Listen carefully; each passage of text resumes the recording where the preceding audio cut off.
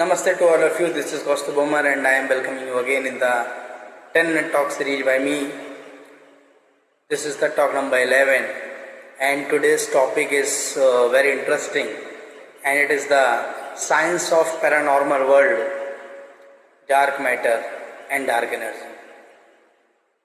बड़ा इंटरेस्टिंग है जब भी ऐसे बात हम लोग कहते हैं तो कहते हैं गूज बम्स आ जाते हैं। ऐसे बहुत सारे किस्से कहानियाँ या सीरियल देखते हैं, ना ही केवल अपने देश भारत में यानी दुनिया के लगभग हर देश में ऐसी कहानियाँ हैं, ऐसी स्टोरीज हैं, ऐसे सच हैं। इनके साइंस के बारे में आज हमको बात करनी है। कई बार आपने देखा है कि कुछ प्लेसेस पर जब ऐसी कुछ बातें सुनने को मिलती हैं, कुछ ऐसी पैरानॉर्मल एक्टिविटीज़ मिलती है, तो वहाँ का एनर्जी का जब मेजरमेंट किया जाता है तो बताया जाता है कि यहाँ पर एनर्जी की वैल्यू कुछ ज़्यादा है। इसको मैंने ऐसा सोचना शुरू करा, इसको थोड़ा साइंटिफिक पेपर सोचूं तो मुझे लगा actually fear is the part of brain, और ये एक ऐसी चीज़ है जो तेज़ी के साथ जो है अपना कब्जा जो है ब्रेन पर करती है। और जब ब्रेन पर किसी चीज़ का कब्जा होता है तो आपके जो बॉडी के पार्ट्स हैं ऑटोमेटिक उसका कमांड भी कहीं ना कहीं लूज होने लगता है। कई बार जो है पसीना छूट सकता है आपका, कई बार आपके हाथ पैर कांपने लगते हैं और इवन बहुत सारे केसेस में हार्ट अटैक जैसी सिचुएशन भी बन जाती है। वाई? बिकॉज एक तरह की एनर्जी, जिस एनर्जी ने आपके ब्रेन पर कुछ देर के लिए कुछ ऐसा कब्जा किया हुआ है, और वो तब हो सकता है जब कहीं ना कहीं आप कुछ ब्रेन से हार्ट तक आपकी कुछ ना कुछ वीकनेस हो, किसी किन्हीं पॉइंट्स पर आप वीक हो जाते हो, ऐसा हो सकता है, कोई बड़ी बात नहीं। What is this? Let us talk about dark matter. What is the dark matter? तो हम ऐसा मानते हैं कि अब तक जो यूनिवर्स में है वो सब मैटर है, और उस मैटर में केवल हमें जानकारी कितनी, केवल 4% की। तो what is the 96%? This is the actual dark matter, जो हमें दिखता नहीं है लेकिन है, एग्जिस्ट करता है। इमेजिन करिए कि एक सुनसान रात में आप कहीं पर चले जा रहे हैं और आपको ऐसा अचानक से फीलिंग आता है कि जस्ट आपके पीछे कोई है, लेकिन आप पीछे पलट के देखते हैं, देयर इज नथिंग। फिर आप मूव करते हैं, फिर आप ऐसा महसूस करते हैं, एंड देन फिर अगर उस पार्टिकुलर रोड पर या पार्टिकुलर गली पर ऐसे बहुत सारे केसेस आए हों, ऐसे कुछ लोग अपना संस्मरण बताने लगे, तो ऑटोमेटिक जो है आने वाली चीज़ें उससे इफेक्टेड होती हैं। यानी कि जो लोग फिर उस पार्टिकुलर रोड से या उस पार्टिकुलर घर के पास से जब गुजरेंगे तो उनको ऑटोमेटिक ऐसा लगेगा कुछ है। अब यहाँ पर दो सिचुएशन है। पहला, जिसमें आप डिनाई कर सकते हैं ना, ऐसा कुछ होता ही नहीं, साइंस कुछ एक्सप्लेन नहीं करता है ऐसा। एंड दूसरा कि ये साइंस है, क्यों, उसको समझ सकते हैं हम लोग। जैसे अगर हमारा कोई मैटर है या कोई भी ऐसी चीज़ जो एग्जिस्ट करती है, तो हम सब जानते हैं उसका कुछ ना कुछ एंटी, यानी कि पार्टिकल है तो उसका एंटी पार्टिकल भी होता है। We all know that very well. जैसे इलेक्ट्रॉन है तो इलेक्ट्रॉन का एंटी पार्टिकल भी है, पॉजिट्रॉन है। ऐसी कोई दुनिया में चीज़ नहीं है जिसका जस्ट एंटी आपको नहीं मिलेगा। ये fact, it's a fact. Why अगर मैटर है तो उसका एंटी मैटर नहीं हो सकता, जिसको नाम हम देते हैं डार्क मैटर का। और तो और साइंस में हम इस पैरानॉर्मल एक्टिविटीज़ को बहुत सारे लोग डिनाई कर सकते हैं, but what about the dark web? इसका भी तो हम लोग कहते हैं डार्क वेब भी क्या है, तो ये भी तो क्रिएशन है, लेकिन ये क्रिएशन ह्यूमन क्रिएशन है। एंड कुछ क्रिएशन होता है जो सुपर नेचुरल है, जिसको प्रकृति पर जो कमांड कर रहा है वो कहीं ना कहीं इन चीज़ों पर भी कमांड करता है। What is the concept of dark matter? ऐसी चीज जो दिखे नहीं बट आपको फील करा सकती है। Why? Because it has also dark energy. क्योंकि if everything has matter then it has energy. If there is any dark matter then there is a dark energy. अब ये जो डार्क मैटर है, जो डार्क एनर्जी है, अपनी existence को experience तो कराता है, और साइंटिफिक बहुत सारे इंस्ट्रूमेंट है जो उसको प्रूव भी कर सकते हैं, बट ये कहाँ पर अटैक करेगा? आपको कोई फिजिकली अटैक नहीं करेगा, आपको अटैक करेगा मेंटली, आपके ब्रेन पर अटैक कर सकता है। वाई? बिकॉज मैंने कुछ ऐसा हमेशा यूनिवर्स के बारे में समझा कि universe is like a brain. So there are lot of number of neurons, चीज़ आप समझते हैं ना, तो आप उसको एक यूनिवर्स को एक ब्रेन की तरह ले सकते हैं।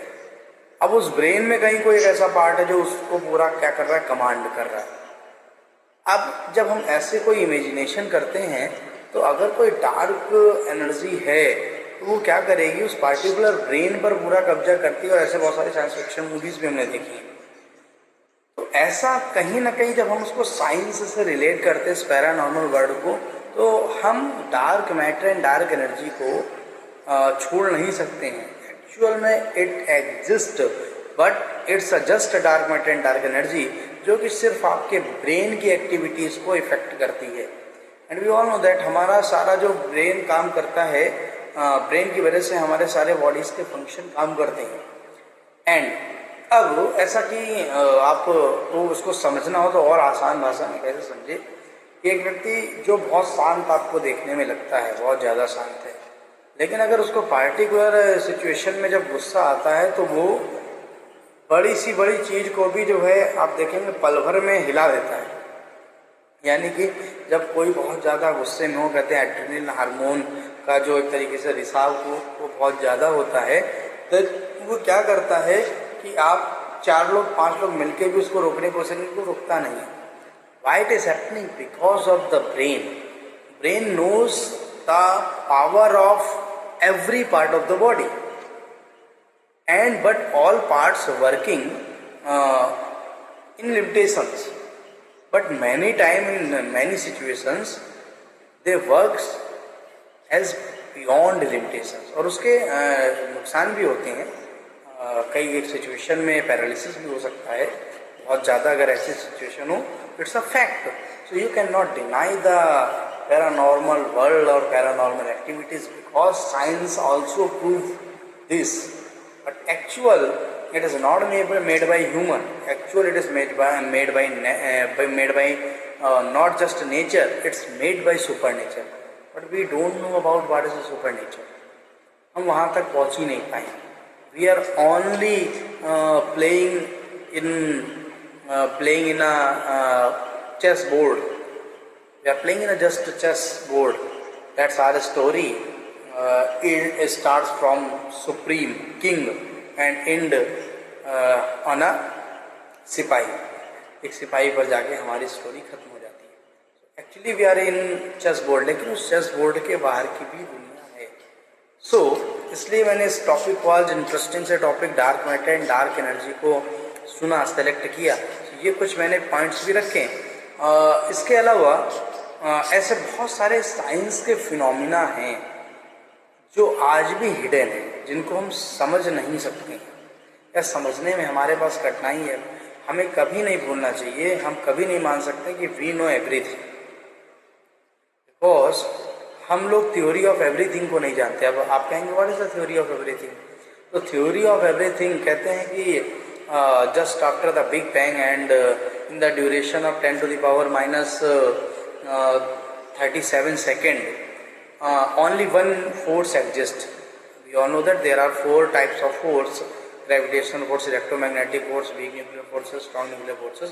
But at 10 to the power minus 37 second around, all forces are single. And if we reach at this position, then we will know everything. That means हम एक तरीके से कह सकते हैं कि हम डेथ पर भी कहीं ना कहीं विजय हासिल कर लेंगे, यानी मृत्यु पर भी विजय हासिल कर लेंगे। लेकिन वहाँ पहुँचना बहुत कठिन है। You know why?